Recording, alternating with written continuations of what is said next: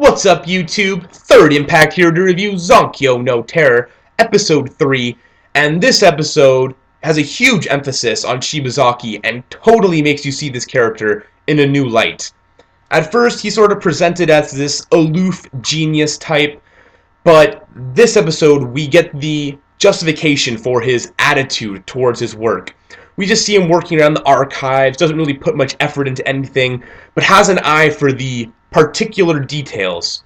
But in this episode, he's promoted to a more legitimate task force that's taking care of these bombers, and we find out that he hates summer. He hates summer for two reasons. One, when he was a child, he grew up in Hiroshima, he was a second-generation bomb victim, and because of this, it was a ghost town when he lived there during the summer, because everybody stayed inside. It was obviously a very tough time for people. There's probably a lot of grieving and just bad vibes all around. So he kind of felt these bad vibes and just resented the summer because of this. The other reason he hates the summer is 15 years ago, he didn't work for the archives. He actually worked at a much more prestigious position in the police. But there was a suicide, and this was wanting to just be written off as a suicide, a quick close-it case, and Shibizaki thought that there was something else going on. He needed to investigate, and he dug deeper and deeper, and eventually it led to very high-up politicians, and even people associated with the task force, or the police. So he put his nose where it didn't belong, and he was fired from this position, and he had to accept it, because he had a family, all this sort of thing, and was demoted to working at the archives. So when he's at the archives, this work is just below him, and this is the reason he has this attitude. But this particular case, they know that, the plutonium was stolen by them due to the Vaughn being left on both the TNT and the facility.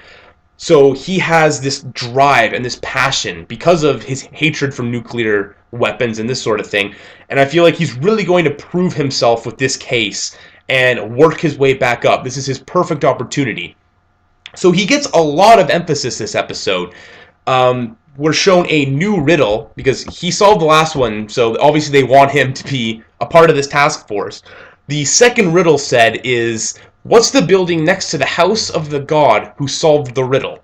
Related directly to the one from before. And it takes a little while, but with help from his sidekick, Mukasa, just from, chilling, playing his video games, he defeated the Green Dragon in his online game, and this was the only piece of evidence that Shibizaki needed to be 100% final on who he thinks is this person, the god whose house the bomb was planted in, or shrine, obviously. So it turns out that it's Arahabaki. He's a dragon god of wandering, because again, the whole Oedipus thing, it was a continuation of the last riddle. Oedipus literally means like swollen foot, because apparently his real father left him in the forest and put like a nail through his foot so he couldn't run from the animals. Really cruel, really brutal stuff. But beyond the Oedipus story, thinking about the Japanese equivalent of a god that drags its feet, the dragon being associated with an ancestor of Oedipus's mother and all of this. I don't know who would have figured these sorts of things out. Maybe it's more solvable than I think it is right off the top, but Shibizaki is one smart dude. So he does a live stream broadcast that he knows the bombers 9 and 12 are going to be watching, where he completely works out the case, explains to them the riddle in full, and he pretty much just asks for permission to do this, and is given permission. And he says that any of the repercussions afterwards, he will deal with. So there's like live stream of them actually going in and disarming the bomb, all of this sort of thing. So this is the first bomb of 9 and 12s that isn't set off. But then after this is finished with, Shibizaki directly speaks to 9 and 12. Addresses them was the word I was looking for a second ago, sorry. And he says that, like, I know you probably didn't even feel anything from me solving your riddle, but that joker you're waving around isn't a toy, and if you use that, I won't forgive you. And then they cut him off.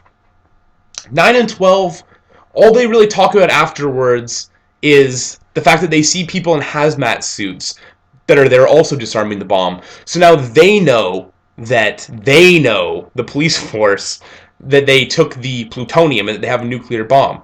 A lot of what 9 and 12 are doing is purposefully leaving little bits of evidence. Another thing is they find this man Kawaii. Not Kawaii. He's not Kawaii. He's Kawaii. He's really not Kawaii. And he was actually paid by 9 and 12 to make those power lines get knocked out during their first bombing. And they actually make it traceable back to wherever, so that the police can actually gather some more evidence. So 9 and 12 are leaving clues, so that I think they're playing a little bit back and forth. They want the police to know some information, and for them to find something out, they want the public to know something. At the same time, they want to use the police in these streams and things to find out what they know about their plans. So it was very interesting how this stream was done, and very cool, because Shibizaki was in an interesting position. In saying that if you use this, I won't forgive you, all of this, to the public, he looks awesome. To the public, the police force looks like they have their shit together, they solved this case, all of this. So that's awesome. You want to have that guy there talking to the terrorists and putting a sense of calm in the civilians. At the same time, he's kind of walking on a thin line, because you are dealing with individuals with explosives that are not afraid to use them. And if you provoke them, they might cause another attack. So it was a brilliant scene there where Shibizaki was really walking a fine line in this live stream with the criminals, between comforting the civilians and also not provoking the terrorists. So that was really crazy, really intense. 9 and 12, like I said, they see the hazmat suits there as being them knowing that they have the plutonium. But I actually thought that Shibizaki saying, the Joker you're waving around isn't a toy, and if you use that, I won't forgive you. Is he not specifically referring to the plutonium and the nuclear bomb? Because 9 and 12 didn't say, oh, he mentioned the Joker or that toy that we shouldn't use. So it was strange that 9 and 12 didn't catch that, but I thought that that was an interesting way of Shibizaki letting 9 and 12 know that they know they have plutonium and a much more powerful bomb, but using code to not let civilians know that they have a bigger bomb. So again, very clever, but I'm not 100% sure if I got that right, because 9 and 12 didn't comment on the whole "that Joker you have" comment. So that was a little confusing to me, but whatever. We also learn more about that facility or organization or whatever that 9 and 12 were a part of. I mean, I speculated earlier on that it had to do with some super child, due to their intelligence, project or something that they were using these children for, that they had to escape. And we get a really messed up scene where 9 and 12 are spying on other children that I assume are part of their group, but maybe just, being seen separately, where they say, a name is usually a gift of love. This woman is saying this to these small children. But who were abandoned, love does not exist for you. Signs of pretense must be eliminated. I will now give you new names. It's like, that is like the most horrible, evil, harsh thing that you could say to a child.